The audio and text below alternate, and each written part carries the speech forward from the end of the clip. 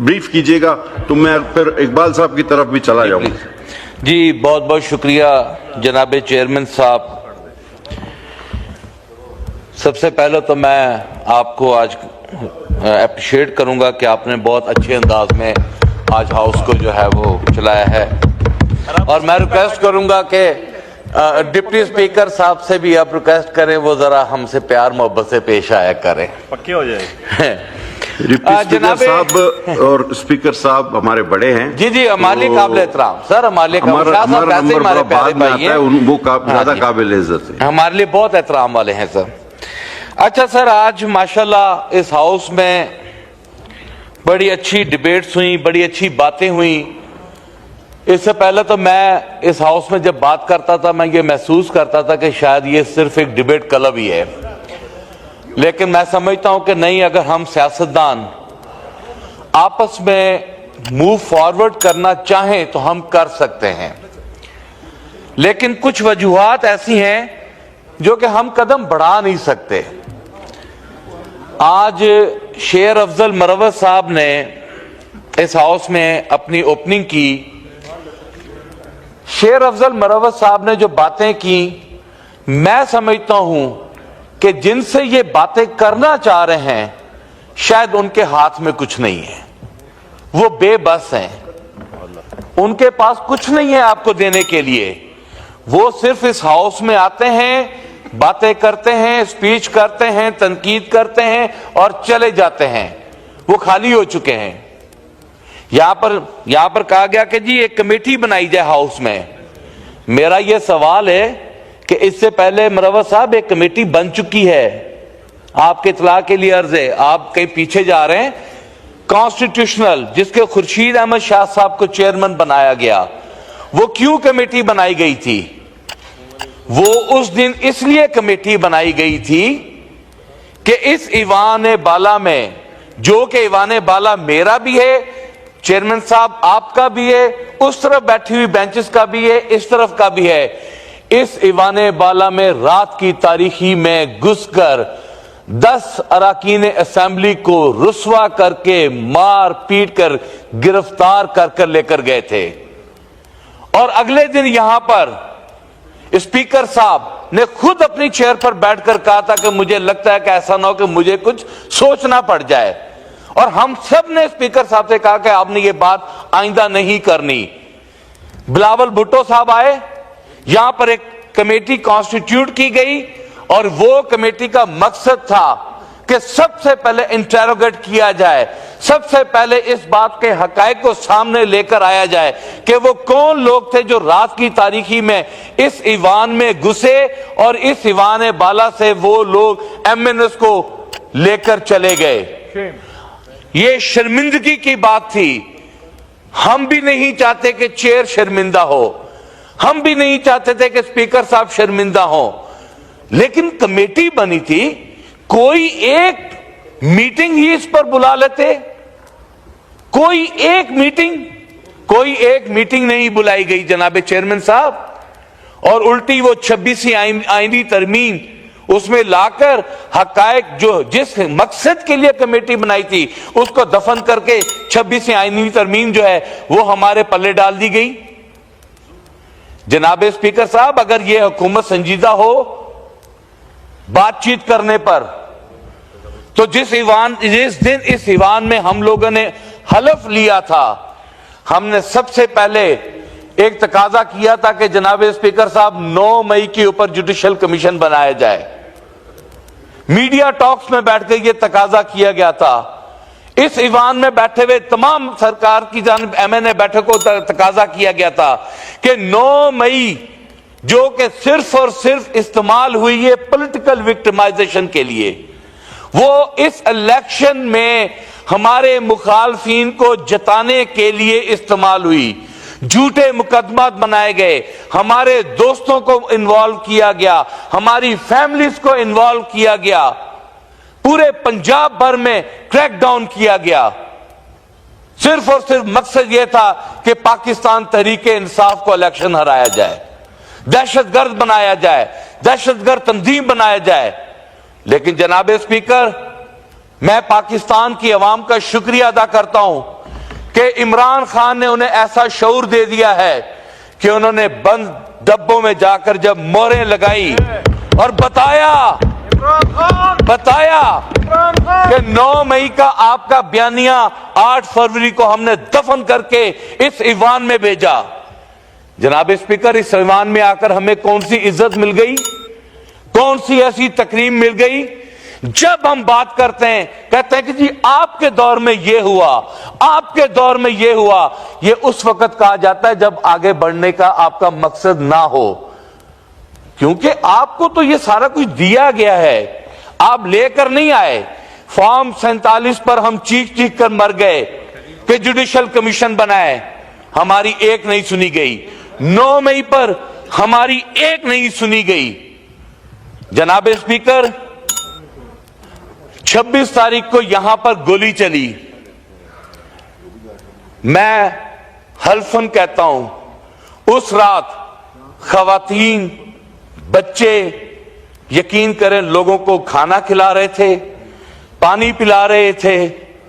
जो यहां काफला आया था उस काफले के होस्ट थे, उस काफले पे गोली चली, कत्लो गारत हुई, लोगों को मारा गया। हमें कहते हैं कि फिगर आप, कोई 278 कहता है, कोई आपकी अपनी जमात के लोग कहते हैं कि हां गोली चली, हां मारा गया, कोई 4 कहता है, कोई 5 कहता है। तो बना लेना जुडिशल कमीशन, ले आए हकायक सामने। आप लोग क्यों नहीं हकायक सामने लेकर आ? ये तो आप लोगों की जिम्मेदारी है कि हकायक को आप नहीं लाना चाहते। आपके तो अपने साथी ये कह चुके हैं टीवी प्रोग्राम्स में बैठकर कि अगर इमरान खान आ गया तो हम सब जेल में होंगे। आप डरते हैं इमरान खान से, आपको इमरान खान का खौफ है, इसलिए आप इमरान खान की आवाज को दबाने के लिए हर मुमकिन कोशिश करते हैं। लेकिन जनाब चेयरमैन साहब, आप यकीन करें, मैं कभी तस्वर भी नहीं कर सकता हूं कि मेरे मुखालफिन, मेरे सियासी मुखालफिन मुझे गोली मार देंगे। मैं तस्वर भी नहीं कर सकता हूं। मैं समझता हूं कि आज जो हम पे गोली चली है वो पाकिस्तान तहरीक इंसाफ की वजह से चली है।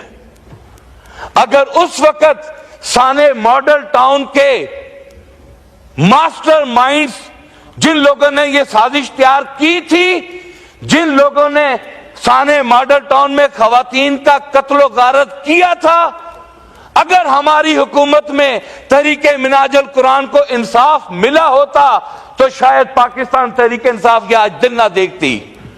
हम भी सोए रहे हैं, हमने भी आई चलाई में गुजार दिया सारा वक्त, और उसके नतीजा क्या निकला? आज हम इस डगर पे खड़े हैं, आज हम इस डगर पे खड़े हैं कि यकीन करें समझ में नहीं आता दोस्त कौन है, दुश्मन कौन है। हमें पाकिस्तान को आगे लेकर जाना है, पाकिस्तान को आगे लेकर जाना है। जनाब चेयरमैन साहब, मैं ना मुझे शेरो शायरी से शौक तो नहीं, लेकिन एक नज़म मेरी नजर से गुजरी, आप एहतियात से पढ़िएगा। ये बहुत एहतियात से। सुना है जंगलों के भी कोई दस्तूर होते हैं, सुना है जंगलों के भी कोई दस्तूर होते हैं, सुना है जब शेर का पेट भर जाए वो हमला नहीं करता, सुना है जब तेज हवाएं चलती हैं तो मैना अपने बच्चे छोड़कर कव्वे के अंडों पर बैठ जाती है, सुना है अगर कोई पुल टूट जाए तो सांप, गुलहरी, चीता, बकरी एक तख्ते पर बैठकर पानी पे बहते हैं। मैं दुआ करता हूं अपने अल्लाह से कि या अल्लाह हमारे इस मुल्क में कोई जंगलों का कानून ही नाफिज कर दे, कोई जंगलों का कानून ही नाफिज कर दे। जनाब चेयरमैन साहब, यहां पर मौलाना फजलुर रहमान साहब ने आज बात की। जी बिल्कुल, मैं आखिरी एक दो बातें करके मैं आपका टाइम जाया नहीं करूंगा। मौलाना फजलुर रहमान साहब ने आज जो बातें की, मुझे इन हकायक का नहीं पता था कि मौलाना फजलुर रहमान साहब मदारिस के हवाले से क्या चाहते हैं। मैं समझता हूं कि एडवांस टेक्नोलॉजी, एडवांस एजुकेशन में हमारे दीनी मदारिस को इन्वॉल्व होना चाहिए। हमारा बहुत बड़ा रेशियो जो कि अपनी फाइनेंशियल हैसियत की वजह से स्टडी नहीं कर पा रहा, पढ़ नहीं पा रहा, वो मदारिस में जा रहे हैं। मैं फ्लोर ऑफ द हाउस पर रिक्वेस्ट करूंगा कि मेहरबानी फरमाकर आप लोग जो हैं मदारिस को जो है वो रजिस्टर्ड करें और उन्हें ऑन द रिकॉर्ड हिस्सा बनाएं किसी खौफ व खतर से। शहरियार अफरीदी साहब की मैं एक बात आपको बताने लगा हूं। जनाब चेयरमैन साहब, ये एक हकीकत बता रहा हूं। मैंने जिस दिन मैं एमएनए बना, मैं शहरियार अफरीदी के पास आया। मैंने कहा, शहरियार अफरीदी, मुझे तुम एक बात का जवाब दो। उसने कहा, क्या? ये मैं फ्लोर ऑफ द हाउस पे बात कह रहा हूं। मैंने कहा, तुमने सनावला पे पर्चा क्यों दिया? तुमने क्यों इस पे झूठा मुकदमा बनाया? मेरे मुखालिफ है, सियासी मुखालिफ हैं, एहतराम अपनी जगह पे। शहरियार अफरीदी मुझे कहता, डॉक्टर साहब उठे, मैंने आपसे यहां नहीं बात करनी, बाहर आए। हम दोनों उठे, शहरियार अफरीदी गया, इसने वजू किया और कुरान शरीफ मेरे सामने रखा और कुरान शरीफ सामने रखकर हाथ रखकर कहा कि यह मुकदमा मैंने नहीं दिया, यह मुकदमा मैंने नहीं दिया। और मुझे यह इतला इमरान खान साहब ने दी और मैंने इमरान खान साहब से पूछा कि आपको कैसे पता चला? उन्होंने कहा, जी मुझे मीडिया सोर्सेज और मुझे टेलीफोन कॉल्स आई कि इस तरह सनावला को गिरफ्तार कर लिया गया है। इसके हकायक मेरे सामने लेकर आए। जनाब स्पीकर, NA 100 का MNA अपने मुखालिफ सनावला का आज इस फ्लोर ऑफ द हाउस पे मैं कहता हूं कि यह हकायक सामने लेकर आए। कौन था जिसने इन पर FIR दी? कौन था वो जिसने इनको जेल में डाला? कौन था जिसने इनके साथ ज्यादती की थी? ये हकायक वो भी लेकर हुकूमत की जिम्मेदारी है। और मैं डिमांड कर रहा हूं, मेरी डिमांड इसलिए है कि हम एक हल्के से हैं। मैं अपने हल्के में होने के साथ साथ ये फर्ज समझता हूं कि मैं अपने साथी की आवाज उठाऊं, अपने मुखालिफ की भी आवाज उठाऊं। मेहरबानी चेयरमैन साहब, आप देखिए, पुलेन साहब वो इंतजार कर करके आप जाएं अपनी सीट पे। आपसे वाइंड अप हो नहीं रहा।